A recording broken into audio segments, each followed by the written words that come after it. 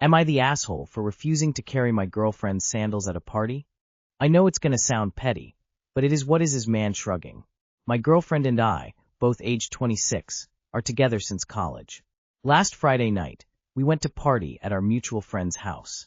It was the first time going to a party together since we started living under one roof.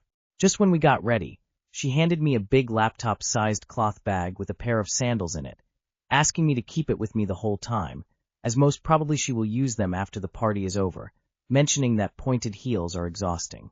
My nature, I'm not a fan of keeping things with me outside, even if it's an easily replaceable item. Also, I was going to a place to have fun, not in mood to handle someone's stuff all the time. Everybody knows what happens there.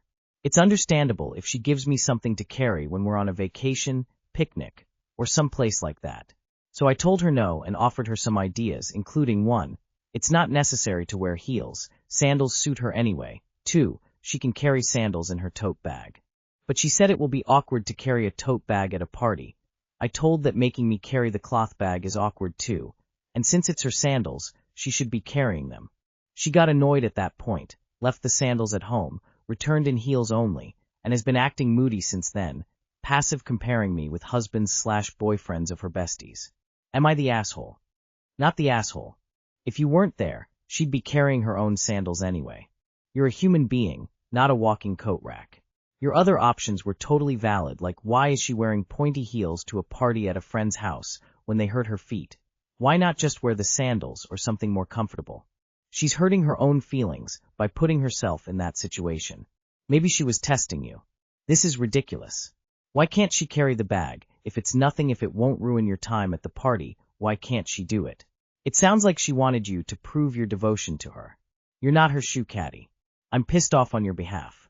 Why is there a need to keep it at all time? Can't you carry it to the house, and then drop it in a room or cloakroom and get I when needed? I agree with you, it sounds petty. Not the asshole, why are you obligated to carry her extra shoes? She wants to bring sandals, she carries them. Not the asshole, she is acting incredibly entitled.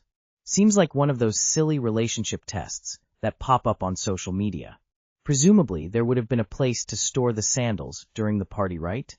Am I the asshole for using what was supposed to be a handicap card to win the game? The actual event happened several years ago, but my family won't let this incident go and uses this as a reason why they don't want to play games with me still today, and it's been really bugging me. So anyway, I, F26 now, probably about 17 or 18 at the time, had bought this game called Unstable Unicorns, and it quickly became a popular game for my family to play.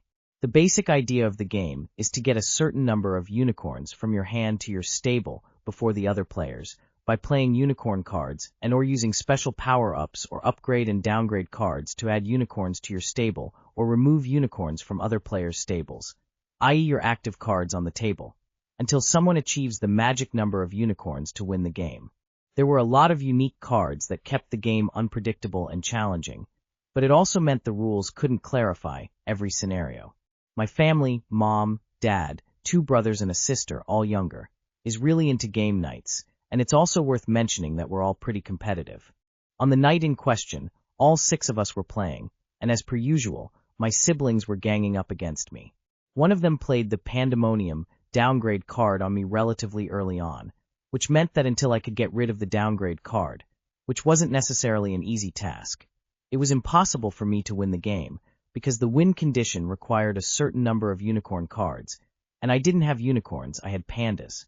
My siblings also argued that most of my cards' abilities were invalid because they required unicorns, and I had pandas. I was frustrated, but didn't have a way to remove the card, so I just kept playing with it there until I could get rid of it. The rest of my family basically considered me knocked out of the game, so they focused on each other while I collected enough unicorns, pandas, to win. Then, someone played a card that required every player to sacrifice a unicorn card, take a unicorn from your stable and discard it. And I argued that I didn't have to, because as I had been told before, I didn't have unicorns, I had pandas. My family didn't like it, but I was using their same logic. On my next turn, I finally was able to get rid of the Pandemonium card, and once it was gone, I claimed victory, because I now had unicorns again, and had the winning number. My family was angry, claiming that I twisted the rules to win. And they still call me a cheater and refused to play most games with me because of this incident. It really hurts, because I love playing games with my family, and I hate that they consider me a cheater because of how I found a way to use a handicap card to my advantage. But no matter how many times I've pled my case, they're unwilling to let it go. So am I the asshole? I mean, the pandemonium card text does say, all of your unicorns are considered pandas. Cards that affect unicorn cards do not affect your pandas, right? So if the text describing what the card did specified unicorns as the target, yours wouldn't technically count. Sounds like your family is a group of rather sore losers if years later they still won't play with you. Not the asshole. Not the asshole. Man, I wouldn't hold a grudge that long even if a 17-year-old did cheat at a pointless family game night. Icing you out for almost a decade because they can't deal with you following their own rules is ridiculous. Not the asshole, but if your family have held a grudge against you for 8 years because of this one game, you have bigger problems going in your family. Not the asshole, this isn't even twisting the rules, this is the rules. Your family is correct that you can't win with pandemonium, and you are correct that you can't be forced to give up a unicorn if you only have pandas. Your strategy of getting 7+ pandas and then playing glitter bomb, I assume, is a great one. The Unstable Unicorns Wiki says about pandemonium. 1. No player can do anything to a unicorn card that's in that stable. Nothing at all.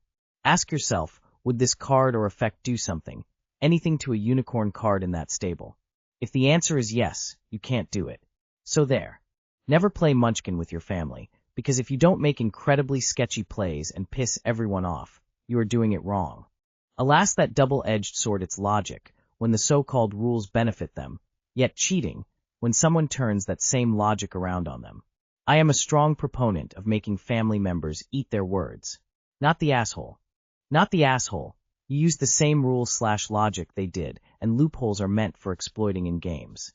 If anything, you taught them how to get out of the situation next time they get the pandemonium card. Am I the asshole for not ordering a simpler drink at the bar? Last night, I went out for a friend's birthday at this racing arcade/bar place. I went to go get a drink by some of my friends, and after looking through the cocktail menu, nothing there sounded good to me. I settled for my regular going-out drink, vodka cran. But then I looked at the bottles on the shelf behind the bar and saw a bottle of a specific type of liqueur used for one of my favorite drinks. It was pretty crowded, so it took a while for the bartender to notice us, but when she did, I ordered that drink instead of the vodka cran. She said they didn't have that, which confused me because it has a distinct bottle and color that's hard to miss or get mixed up. Seeing as how she strayed from the mental script I had in my head, I kind of blanked, and then just wordlessly pointed to the bottle on the shelf. She looked to where I was pointing, and then let out this big sigh, and went to go get a stool to bring the bottle down and make the drink. She was in my line of sight, and I could see that the bottle was unopened/full, which made me think that maybe it was just for display. After we got our drinks and went back to our table, one of our friends asked us what took so long, so I told her what happened, and she got mad/annoyed and said that I should have just stuck to what I was originally going to order since it was much simpler. I can't help but replay the interaction in my head and genuinely wonder if I'm in the wrong. I would have been okay if I had stuck with my vodka cran, and I feel bad making the bartender take the bottle down when it was busy. Am I the asshole? Edit. I ordered a Midori sour. The liqueur in question was Midori, melon liqueur. Not the asshole. I just looked up the recipe for a Midori sour because I didn't know what was in it, and Midori's website says 1 part Midori melon liqueur, 1 part sour mix, lemon wedge for garnish. You literally just chuck all that in a glass with ice. That's not difficult, and the bartender was being fucking rude. Also, if this is a cultural difference, but here in Australia Midori has always been a pretty standard option, so it's super weird to me that she apparently didn't even know what it was. A Midori sour is no more complicated than a vodka cran or anything on their menu. Maybe it was a pain in the ass to get that bottle, and maybe it would have been easier on the bartender to not get it. I honestly think you're entitled to ask for a drink, and the bartender is entitled to get frustrated you didn't take the no. Them not realizing/lying about it kinda stupid. Just say, we're making what's on the menu right now. Ask again when it's slowed down. Not the asshole. Everyone else in this story is insane. Not the asshole. You ordered a drink that was clearly visible behind the bar. That is reasonable. Pointing to the bottle when told they did not have it was an understandable reaction. not rude or demanding. If the bottle was for display only, that is on the bar, not you. Your friend is overreacting. You are allowed to change your order before it is made. The bartender's sigh was unnecessary, and you did nothing wrong. Honestly, this was just a slightly awkward moment, and you're probably overthinking it. You are allowed to order what you want. That is why they are in business. Not the asshole. It's a bar, they're a bartender. So long as you didn't demand one of those mixology, throw the shaker around preparations, then it's literally their job to make the drinks customers order. Am I the asshole for kicking my mom out after she insulted my daughter? Dear daughter, we live in an area with no public transport, and nearest train station is a 30-minute walk along a 50-mile road with no pavement. For 2 years I've been able to do the school run for my DD in year 9. I'm also 8 weeks PP with baby number 4 who has had medical issues and hospital stays. Due to the increased COL, my family needs me to work full-time as soon as maternity is over, so I'm going to struggle getting my DD to and from school. We have tried different ways for the past couple of months, but all have caused issues, including her being followed by a strange man at one point, which resulted in a female driver stopping and staying with her until my husband could get there. There is a school closer with a free bus that picks up and drops off. With my DD starting her XCs next year, she has to choose her options, so we decided to move schools early, so she has time to settle, pick her options, and focus on her exams. She is a top set student. My mother doesn't agree with us moving her cause my DD isn't happy. She knows why, but is upset about leaving her friend, and has complained to my mother about it. The day my baby had her jabs, I was at home, and my mother came in and started shouting at me that she doesn't agree and I'm out of order. I tried to explain we have reasons why we made this choice, but she wouldn't listen. She just kept shouting she is an A student and I'm damaging her education. I told her about the man following her, but she still wouldn't listen and kept shouting. I have an older DD in college and gets average grades, but she does her best, and we are proud of her. My mother pointed in my face and said I already have one child who is thick as pig SD, and now I'm damaging another. I told her she was out of order. She shouted him out of order. I said she needed to leave, and my dad was next to her. When she wouldn't listen, I asked him to take her. I was holding my baby and pumping milk at the same time. They left, and I haven't heard a word since. My DD was there and heard her. My oldest DD is devastated her grandmother thinks that about her. My mother has spoken to my siblings and said she shouldn't have said it, and she was in the wrong but hasn't contacted me. She's told my sister that I'm in the wrong for kicking her out. She said because I kicked her out she can't come to my home again, ever, and she's old school, so can't even drop me a message to clear the air. It's been a month now, and I've not heard from her, but instead she's posting pics of my siblings with their children doing all fun events that we don't get invited to. It's her birthday in a couple of weeks, and will cause issues if I don't acknowledge it. So am I the asshole for telling her to leave my home after she insulted my oldest DD?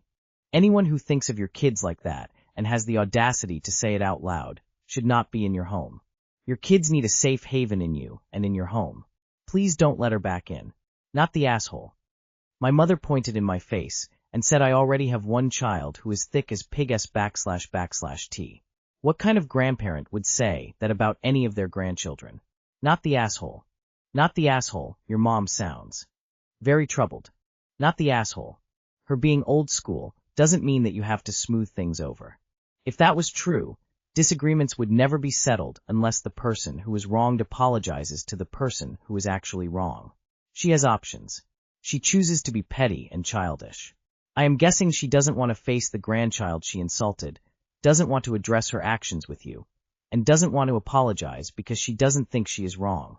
Discuss that with your sister, who is happy to play messenger. Not the asshole, she's the one who attacked you in your home, said horrible things about your child, and refuses to accept accountability. I also think it was unkind of your younger daughter to tell her sister what her grandmother said about her. Not the asshole for kicking her, and YWBTA for allowing her back end after disrespecting your daughter without a conversation first. Your job as a mom is to stand up for your kids, and she shouldn't be allowed to graze over the disrespect. She also appears to be manipulative if she's conveniently posting fun activities that you and your children are not invited to.